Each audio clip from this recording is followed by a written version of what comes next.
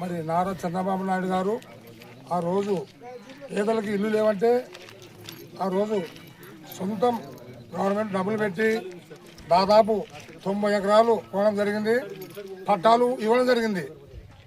కానీ పట్టాలు ఇచ్చినారు కానీ వాళ్ళకి సాగు చూపలేదు. ఎవరు నాయకులు వచ్చినా ఎవరు ఎమ్మెల్యేలు వచ్చినా వాళ్ళ వాళ్ళు చేసుకొని పోయినారు కానీ ప్రజలకు గోడు ఎవరు పట్టించుకోలేదు. కానీ 2014లో మన మళ్ళీ టీడీపీ గవర్నమెంట్ వచ్చినప్పుడు మన మన ఇన్ఛార్జి ఇష్టంతో అన్న గారు మరి ప్రజలకు గోడు వాళ్ళ పరిస్థితి కనుక్కొని ఆయన సౌరం తీసుకొని మరి సొంత నిధులతో అంటే కంచె చెట్లు మొలిసినాయి. ఎక్కడంటే దాదాపు 15-16 ఏళ్ళ కిందట కంచె వనుము ఎక్కడ భూములే తెలియదు.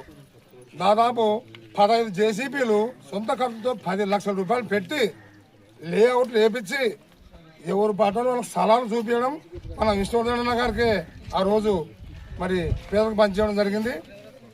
కానీ మళ్ళీ ఆయన 2200 ఇల్లు హౌసింగ్ అంటే కట్టుకోవాలని చేసి అప్పుడు ఎవరు కట్టుకోలేదు.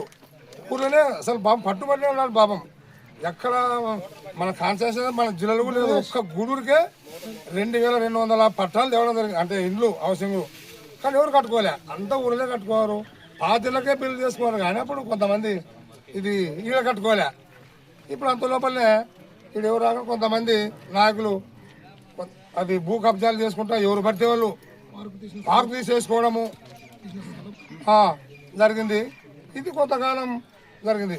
ఇప్పుడు ఆయన మన విష్ణువర్ధన్ అన్న గారు ఆయన దృష్టికి తీసుకెళ్తే అన్న ఇట్లా పేదలకు ఇచ్చిన పార్కు పాపం వాళ్ళ గుడి బడి అనేది మనం గవర్నమెంట్ ఇచ్చింది.